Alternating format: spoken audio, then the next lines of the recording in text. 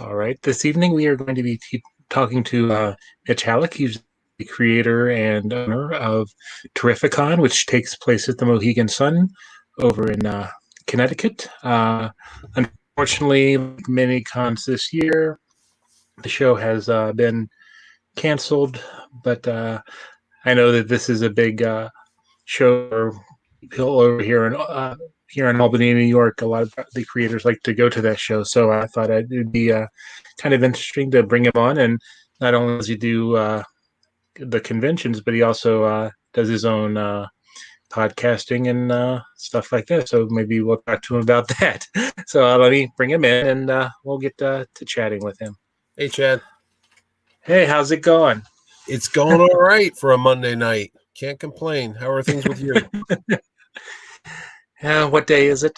Oh, it's Monday. Monday. What month is it? Is the better question. I keep doing that. People are like, hey, what day is it? I go, forget the day. What month is it? So kind of blurs into the next. Yeah, I know how that is. Yeah. Or has it been since March? Yeah. I've reorganized. So before we get into talking, books. Go ahead. Yeah. So before we get into talking about the comic specifically, how did you get into comic books? Do you remember one of the maybe the first comic book that you first had that kind of caught your interest? It's funny you say that. They were just here a second ago. I still have the two books that I could remember distinctly my dad buying for me, and it's a Detective Comics and a Shadow comic, and they're over here DC 20 centers, and I always find them. Like whenever I reorganize my books, I always find those first two books. I'm sure I had books before that, but I remember distinctly sitting in the front seat of the car, because you could do that back in the 70s, and I was watching my dad, and he left me alone in the car, which you could also do back in the 70s, and he went in to get a pack of smokes because that was okay back then, and I'm watching him, and he was at the counter, and there was a spinner rack right next to the counter, and I remember watching him, spin the books and then pull two books out and pay the guy, and he comes out and he says, "Here, read these. They're really good, and you'll really like them, and don't let anybody ever throw them away." All right. And it was a Batman book and a Shadow book, and I remember being scared to death of the cover of the Batman book, and I'm going to say it's Batman 427. Can't remember the exact number. And there's a red cloaked skeleton with a sword or a dagger coming down on top of Batman, and he's like looking up, and in the corner it says premiering Walt Simon's Manhunter series, and the Shadow was just a brownish cover with him coming up over a subway train or an elevated train with two guns blazing, and I was like 4 or 5 years old. I don't know what my dad was thinking. Like, I don't know if they were suitable for a 5-year-old, but I just remember getting those books, and it's been nonstop comic book collecting since then. And boy, oh boy, it's been fun. It's been fun. So there's a long-winded answer to your question. Yeah, I started when I was about 4 or 5 years old, and I'm 53 now. So we're coming up on about 50 years of comic books. So how long have you been?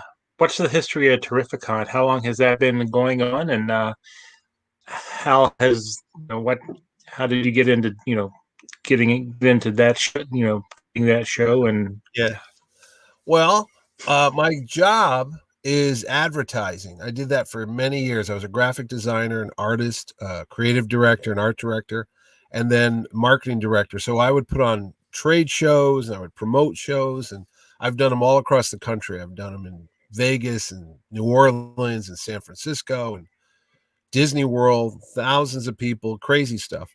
And I always liked comics. I always loved comic conventions and such. I used to go to the one right here in New York all the time, the Big Apple one that Mike Carbo always does. And the opportunity came up, and somebody said, "Hey, would you like to help promote a comic book convention that we're going to try?" I said, "Yeah, all right, I'll do that." And then in 2012, I sat there and told my wife, I said, I could do this. She's like, "What do you mean?" I said, "I know how to do conventions. I know how to promote and advertise. And I know a lot about comic books since I've been doing, nothing but comic books all my life, reading them." So I put it together, a one-day show, and we had 3,000 people show up, which again, I had no barometer to say if that was a good number. I assumed it was a good number. And then we tried it again the following year, 2013, and we had 5,500 people show up. Now, this place was a hotel that you go to proms and you go to weddings, and it was only designed to hold about 1,500 people max. So 5,500 was way beyond capacity. And next thing you know, the cops are there and the fire marshals. And they were like, congratulations on your success. Don't ever come back here. Oh, okay. Because we had we had busted the door open on fire code safety, and it wasn't cool. So I went to a hockey arena in Bridgeport, Connecticut, and the owner there thought I was crazy. He said, "Oh, you want to do a 3-day show? Okay, I hope you get 5,000 people to cover the bill." I said, okay.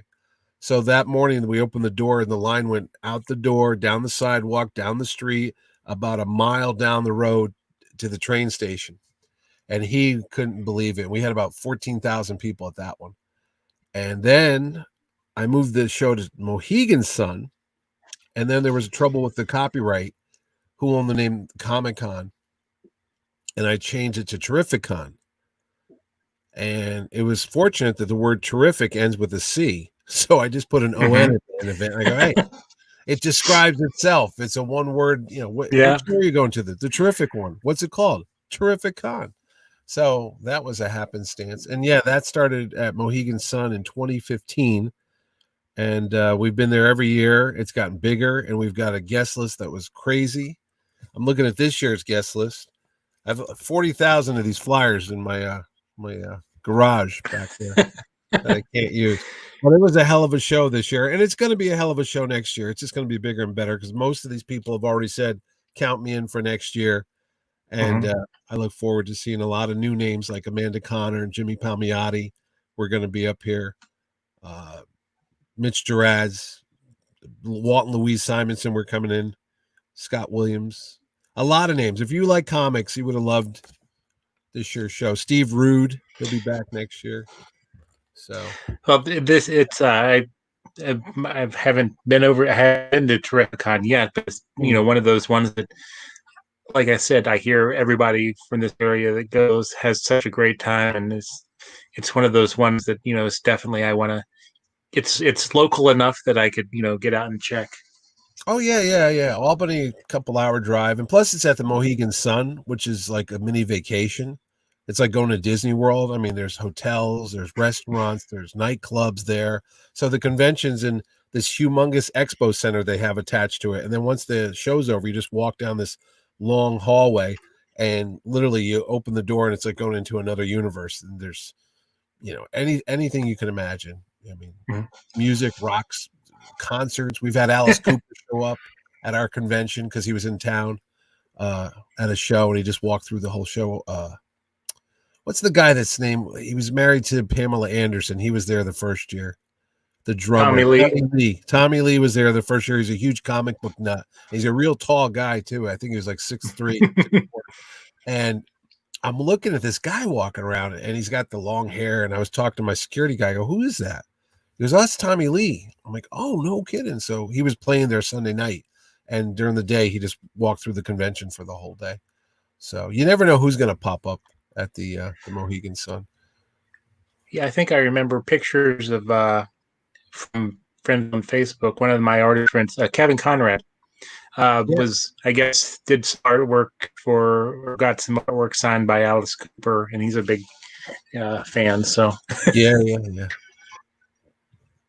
So I know this year it's was probably a tough decision on whether or not to continue with the con, or I mean, what would you be willing to talk about what factors played into your decision besides the fact that it's a pandemic and has a tendency to make people sick and has a tendency to kill them. It's one of those minor things that come up once every 100 years. Last time it happened was 1919 and 1920. No, what happened is we saw the show and we looked at all the factors, the logistics that come into it. I mean, we have celebrities, and with celebrities, you have photo ops and autographs. And even with the artists and the writers, we have lines. I mean, Chris Claremont's line was like 2 hours long, and God rest his soul, Denny O'Neil was there 2 years ago. He had a 2-hour wait. And Jim Starlin, always a massive line when Jim shows up, and Tom King. So, you just have a lot of long lines. You have a lot of people standing close to each other. If you had to do this 6-foot distance that they're recommending, I mean, when you got a line of 1,000 something people times 6 feet, I'm not good at math, but I'm saying that's about 6,000 feet, maybe more, which I think is more than a mile. So I don't know. Even if we snaked it, it would have been crazy. And it was just that type of thing, because we have so many great comic book creators there, and I know that we get so many fans. I just didn't think it was going to be logistically feasible, and then safety wise, like, is this going to really be cool with everybody wearing the masks and hand sanitizers? And God knows Mohegan's got all these things in place right now. They've got a temperature check when you walk in. They've got hand sanitizer. They've got masks everywhere. But you've been to comic book conventions. It's just I don't know. It just seemed this year to throw it together in about 8 weeks, because the show would have been 2 months from today. I don't know if I could have pulled it off. When you look at companies like Disney World, they get millions, and they're still kind of a little leery about opening the doors to everybody. I think they're doing like 50% capacity, and that type of thing.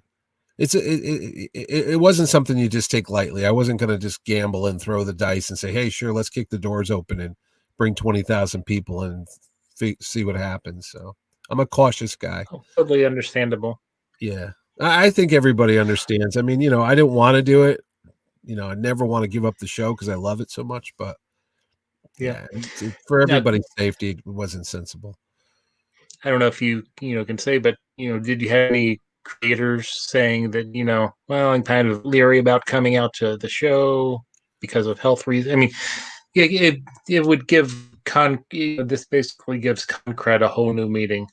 Oh yeah, there's that too. But common sense too. I had a lot of creators that are elderly, and this virus is a god awful virus, and it seems to prey upon elderly people in their 70s and their 80s and such. And I've got guests in their 90s that come to the show. I've had Jose Delbo. I've had Cy Barry. I've had I can't think of his name right now. He did I think he's 92. He's one of the world's oldest Batman artists. But again, it's nobody's life's worth risking, let alone these old creators and such. So I was not going to do it. But no one even had the chance to really get into it with me and say, hey, I don't want to go for health reasons. I was just like, I'll put your mind at rest. I'll do it for you. Yeah. We're not going to do that to you. I love these guys too much. I couldn't live with myself if, God forbid, something happened to any of them. So, or any of the fans too. Totally. Yeah. So, but plans are currently on for 2021. I mean, that's over a year away. Yeah, it's 12 months away. July 30th, you got it up there. July 30th till August 1st.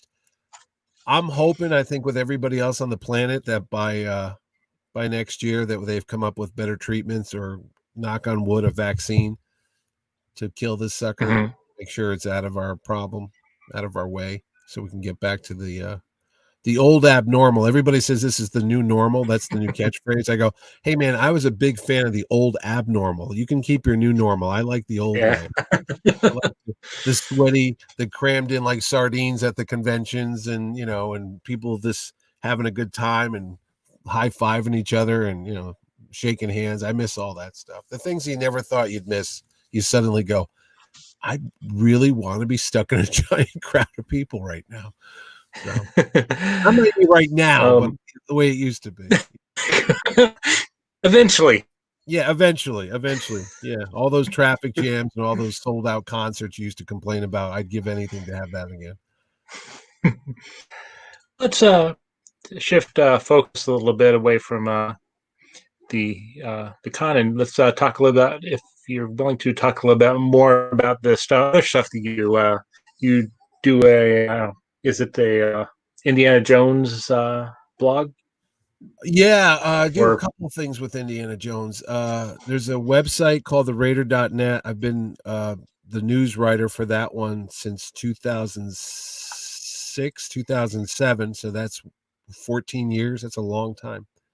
And then there's a weekly or bi-weekly podcast that we've been doing since 2007 called the Indy Cast. And it used to be all Indiana Jones because they just had come out with that Crystal Skull movie, and we thought there was going to be more movies like they do the Star Wars. We're going to be able to talk about movies for the next 10 years because they're going to make a new trilogy. Well, that didn't happen. So we've been waiting patiently, and then this year, forget conventions and comic book conventions. They were supposed to be a new Indiana Jones 5 in production as we speak. And that got pushed back another year. So we'll keep trugging along. So we do that podcast. We do a new show called Mitch and Ed's Excellent Adventure, which we just started about a month and a half ago because the host of the Indy Cast is in Australia and they were locked down too. And I was here in Connecticut quarantined. And the only way we would talk is through this, like a little video conferencing thing. Mhm. And he said, "Hey, why don't we just start doing a show?" I said, "About what? Because we can't go anywhere." He's like, "Yeah, but you have all that stuff in your basement. And I have all that stuff in my house. So let's just like randomly pick up one of our collectibles and we'll just talk about, Star Wars or $6 Million Man or, Indiana Jones." So we just did that. And that's been pretty popular. And then I got another have you podcast. noticed? Go ahead. No, I got No, say I was noticing the I see the Indiana Jones behind you and all the Captain America stuff. Oh, there's It's so on the much shelf stuff. behind you. Yeah, I'm like a well-organized hoarder. I think I'm well organized. My wife might tell you otherwise, but yeah, you'd be scared if you saw this. There's just stacks. I'm going up levels now because I've run out of floor space, so I'm going up. There's this comic books. There's thousands of comic books, and there's toys. There's a spinner rack over there. There's Indiana Jones, Captain America. Anybody who beats up Nazis, I'm a big fan of. There's the Rocketeer over there. I started noticing that pattern years ago. I was like, hey, wait a minute. Indiana Jones, Captain America, Rocketeer. What do they all have in common? Oh, yeah, they like punching Nazis.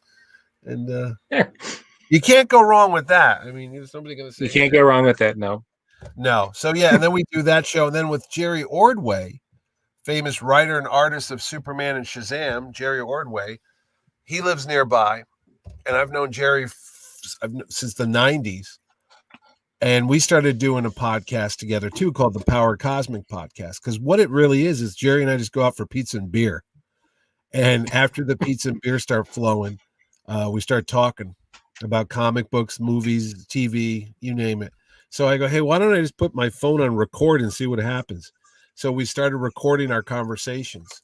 And Jerry's knows everybody. Ordway's been around forever. And he would just tell me stories about DC Comics and working with Stan Lee sometimes on a special Marvel project. And you name it. He's done movies. He's worked movie adaptations like the Batman one. So Jerry's just like a fountain of knowledge. And no one's ever asked him questions. And I'm over there bothering him. So if you listen to a Power Cosmic podcast, you'll hear Jerry Ordway talk about how they worked on the Justice League, how they worked on the All-Star Squadron. And then you'll hear Jerry talk about how to go to Home Depot and get the right roofing shingles because he's busy redoing his house and tarring his roof or something. I mean, that's how bizarre it gets sometimes. We're all over the place. But that's on too. So if you want to really listen to me, Power Cosmic, Mitch and Ed's Excellent Adventure, the Indy Cast. I'm also on the local radio here in Connecticut, WPLR. I'm on the morning. I'm the king of the nerds. I come on and talk about comic books and movies and video games and such. So I can't stop. I wish I had a normal job like a doctor or a lawyer or something. So has there been one creator that you would like to get to come to the con that you haven't been able to Absolutely. I know where he is too. John Byrne. John Byrne's my favorite artist writer of all time. I grew up in the 70s and started reading him on Charlton Comics, which were right down the street from me in Derby, Connecticut. And then, of course, he went on to Marvel and, Marvel 2 and 1, Marvel Team Up, I mean. And then he started the X-Men run with Chris Claremont. And then he went off on She-Hulk and Fantastic Four. And then the Next Men and he did some Indiana Jones. I love John Byrne's work. And I've talked to him, but he has an aversion, let's just put it nicely, to go into a comic book convention. I don't think I could pull it off. I've promised him, I've offered him stuff, but no. I don't know, but yeah, Byrne would be my guy. That would be the ultimate if I can get him here for. He almost was at the show 2 years ago in 2018. Joe Sinnott was there. We had a tribute to Roy Thomas. Joe Sinnott came on down to say hello to Roy, and John Byrne was on his way from his house in Connecticut to the Mohegan Sun to go have dinner with Joe Sinnott. And Joe wasn't feeling well, and he had to go home. So they called up Byrne, and they said, hey, man, Joe's not going to be able to make dinner. So just turned around, and he went back to his house. That close to having John Byrne at Terrific. Now, what has been your favorite, or the one person that or creator that you've gotten to come to the con? You were like, yes, score. Oh, you was like somebody you always wanted to meet. The best one I've always wanted to meet. There's been so many. I mean, there's been literally hundreds of people. Oh, you know what? Steranko. Jim Steranko was a pip. I've met Jim Steranko for years. I've interviewed him because he did the original designs for Indiana Jones before they cast Harrison Ford. And Steranko is just like the legend. For a guy who only did 29 comics, it's like, he came down from the heavens. He touched the comic book industry and turned it on its ear and rewrote it. And Steranko was at our show last year. And we did a dinner with Steranko, an evening with Jim Steranko. That thing started at 8:45 and ended at 2:30 in the morning. The man is like in his late 70s, and he was just getting his second wind. And we were literally falling asleep because people were so exhausted. And Jim's like, let's go. Come on. And I was like, we got to go. I got to start the show up. And it's 7 in the morning. I got 5 hours. I got to come back to work. I got to get some sleep. He's like, plenty of sleep when you're dead. I'm like, come on, Steranko. But no, Jim was probably the most fun of all the creators I've ever had at the show. He was just larger than life. He was bigger, and you couldn't imagine what it was like. It was like wrestling alligators having Jim Steranko there. If I had an ounce of whatever he's got in his blood, I'd be like Superman. I really would. But there you go. So, what are you currently reading? Have you? When I don't know if you read new comics, I don't know. Oh, but, yeah. When you do, okay. But so, did you go back and read anything during the month or so that? Yeah. Let me tell you, when this thing started, I was like that Burgess Meredith character from the Twilight Zone. Like, there's time, and I have my eyeglasses right here, so I have extra pairs just so they don't break, And I had so many omnibuses. They're back there. There's more upstairs. And a lot of these books that I kind of just know through osmosis, I've never really sat down and read. So I said, let me start with the Thor Volume 1. And I sat down and I read I know the original origin of Thor, but I never really read a lot of the early adventures. So I plowed through that one. I got to the second volume in the omnibus and my eyes started to bleed. So I had to give Thor a break. Then I jumped onto Umbrella Academy because I got a trade for that. And then I jumped onto Captain America. Then I read Supervillain Team Up, of all things. I had a collected one of that. Then the Man Wolf, David Anthony Kraft. I read that whole thing, plowed through that. You name it. I mean, I was just like jonesing because there was nowhere to go. And everybody was doing stuff. My 2 sons are on their headsets playing video games in their rooms, and my wife's working, and then she went to bed, and I'm like, what, where do I start? And I started this stupid project, man, of organizing 50 years of comic book collecting, because I had done it once before when we moved here in 2004, but I haven't touched those books since. So 16 years, I would just like, oh yeah, here's a new book, and I would just throw it in a box, and I had them by years. So it was being like an archaeologist. I could start going through long boxes and tell you what year it was by the books I was pulling up. And then I started putting them in alphabetical order. And then I started putting them in numerical order. Then I started bagging and boarding some books. Oh my God. By the fourth week, I never want to see another comic book again. I'm like, you know what? I don't care how much they're worth. Throw them all out, have an empty room, and I would be so much happier. But I can't throw them out. It's like giving up my lungs. I can't do that.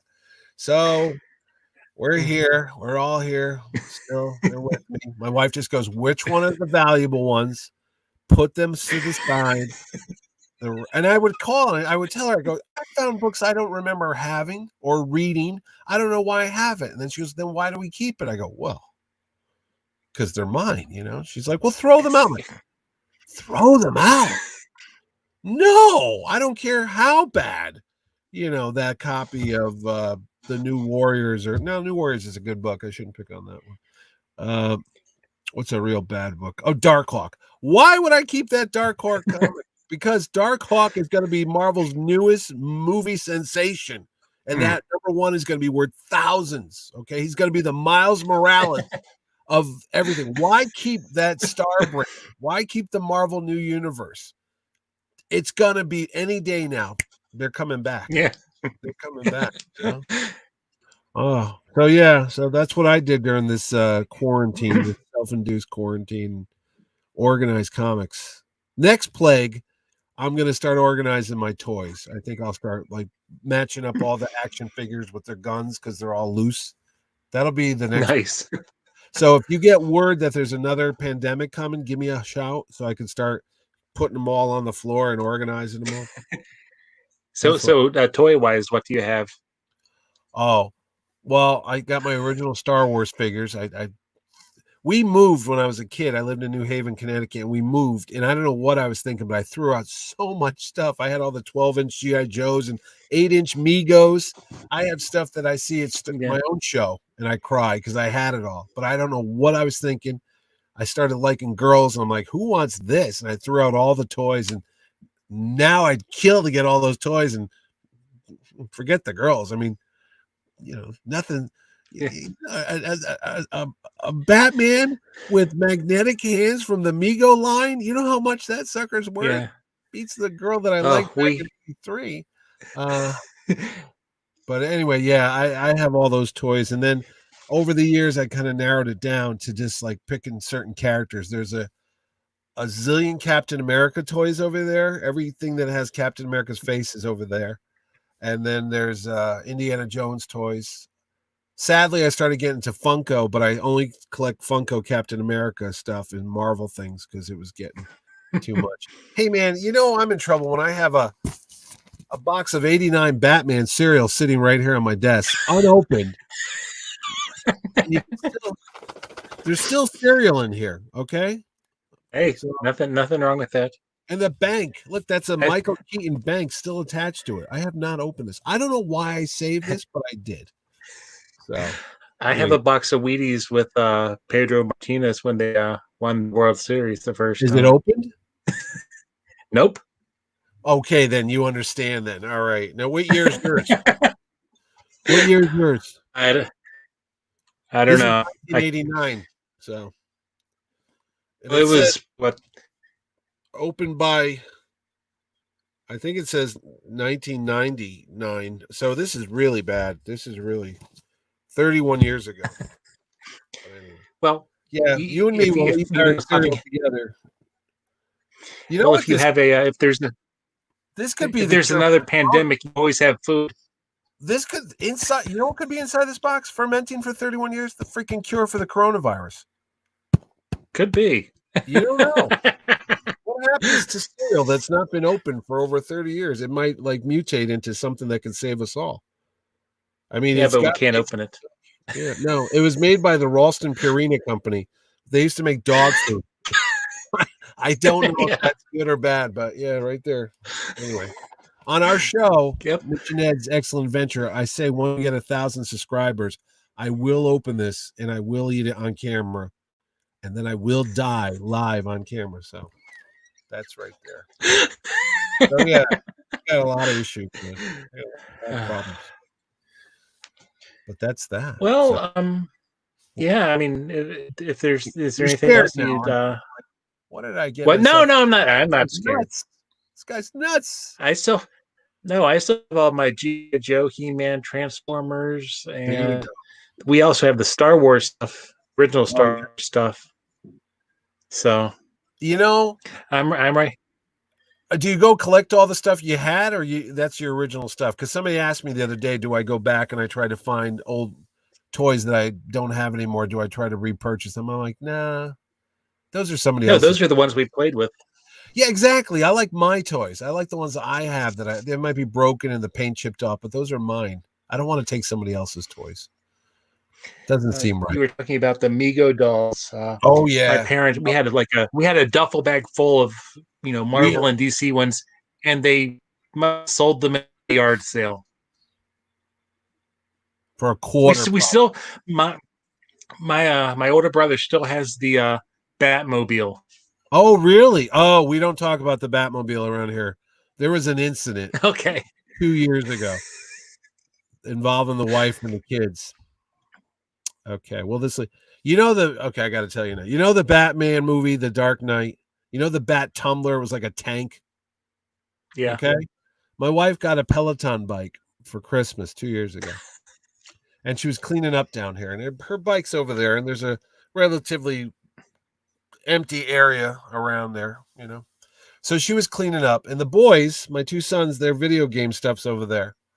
But there was this Bat Tumbler they got for Christmas, and that thing was huge. It had to be 3 feet long, and it was remote control, and it made noise, and it lit up. It was great. We used to chase the dog around the house with it. We don't have that dog anymore. But it was there. It was right there. I'm right by the slider, right there. Not bothering anybody, man. So my wife's cleaning up down here, and I come downstairs, and you kind of notice that something's missing, and you don't know what it is at first, and then it finally dawns on you. They say, "Hey, boys, where's the tumbler?" And they all stop playing their video games, and they all start looking around underneath. They're like, "Oh." So I call up. My wife's asleep. She didn't like being woken up. And I said, "Hey, did you see this big black tank thing?" She goes, "Yeah, that Humvee thing, that army Jeep?" I go, "That wasn't an army Jeep." She goes, "Yeah, I threw that out. Why? What was it?" I go, "What?" She goes, "I went down to the dump. It's gone. I already threw it away." I go, "You threw away the tumbler?" She goes, "What the hell's a tumbler?" I go, "Oh my God." So it's gone. It's in a landfill somewhere, unless somebody took it because they knew what it was. And she goes, "Why? Was it worth anything?" I showed her what it's worth on eBay. She was like, "Oh, sorry." So it's about $300 to get another one. That's all. Yeah. That's all I'm saying. Well, so we yeah, have a 3.5-year-old, and what? We have a 3.5-year-old, and we his aunt. You have my Tumblr? His first year. No, but Okay. it's one of those RV, cars that they can sit in and drive, but it's the Batmobile. Yeah. And he's like, "I want to go drive the Batmobile." Okay, let's get the Batmobile out. I want to ride the Batmobile. So it's been out on our porch. Hey man, if I was like half the size I am, I'd be riding in this little Captain America Jeep thing I saw at the Walmart. I was like, "Oh, that looks cool." These kids, they've got toys that I wish I had. When I was little, we had a Spider-Man web shooter, and all it was a dart and a kite string, and they said it's your web shooter. Now, look, I was a chubby kid. That thing, I would have fell to my death in seconds if I thought that thing would have supported my weight. There was no way on God's green earth that stupid plastic Spider-Man web shooting dart was going to support my chubby frame. But yeah, I don't know. Nowadays, they probably have the real thing. Who knows? Yeah, probably. I got a shield back there. I don't want to find out if it's bulletproof or not, but if I ever have to, let me just tell you, it's ready to go. My cop friends always ask me, "What kind of defensive things do you have?" I go, "What, to protect myself?" They're like, "Yeah." I go, "I got a shield. I've got a lightsaber over there. I got a gaffy stick from the Sand People, you know. So if we're attacked by Jawas, I'm all set. Yeah. Well, Yeah. you sound like you're prepared for the next pandemic. If the pandemic comes from Tatooine, I got this one covered, man. Covered. You will not be able to be out easy, man. What's that? Well, I was just gonna say, I wanted to thank you for taking the time to talk, and oh yeah, it's been a blast. And I've got no show to do, anytime, Chad, so I've got a lot of time on my hands. I'm like, hey man, you want to talk? I've got 3 hours to kill before I fall asleep. So whatever you want. After this, I'm gonna go watch Spider-Man: Homecoming for the 50th time. That's one of the things I thought with being home. I was like, I'm going to catch up on everything I need to watch. Not so much. Yeah. No, you got not so much. Quick. I got bored quick with it. I tried watching people like that binge watching. They watch like whole series and stuff, and I go, I try like a couple episodes. I get my ADD, whatever you call it. I just tune out within like an hour. I'm like, I can't watch this anymore. I don't know what it is. Can't do it. But it's been fun. Well, it's been fun talking to you. Yeah. Anytime, man. That's why I'm on so many podcasts and radio shows. I'm just like, hey, I got nothing else to do right now. But yeah. But no, if you get a chance, make sure you come next July 30th to August 1st to TerrifiCon. We're going to try it one more time. The pandemic beater. Yeah, there you go. Put that sucker up. We're going to I already told Ordway to start working on the poster for next year. You know that famous Jim Steranko Hulk cover where the Hulk's lifting up the title? I want him to be crushing the 2020 year. I want that squashed under his feet like it never happened, and then he's lifting 2021. This is the asterisk year. This is the year that never was, man. So Well, we'll be back. Especially when cons like San Diego, and I highly doubt New York is going to happen. Yeah, no. Even if they have it, I'm not going.